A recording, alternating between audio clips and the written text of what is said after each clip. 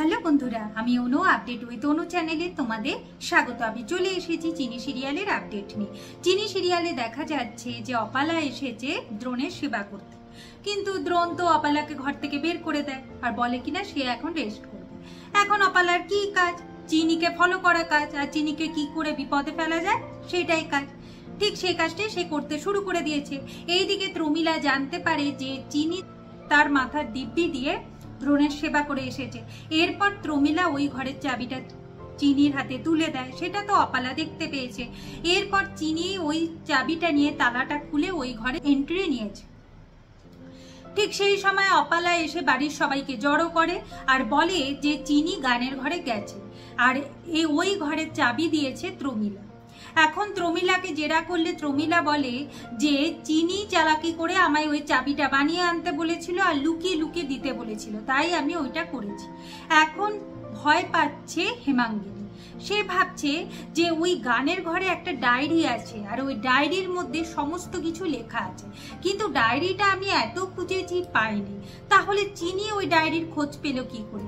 আলাপি কি মৃত্যুর সময় বলে গেছিল নাকি কোনো ডায়েরির কথা, আর কোথায় আছে সেটাও ভুলে গেছিল?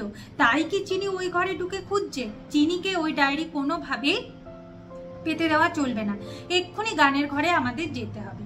এইদিকে চিনি দরজা আটকে ওই গানের খাতা আর ডায়েরি খুঁজে মরছে, কোথাও পাচ্ছে না।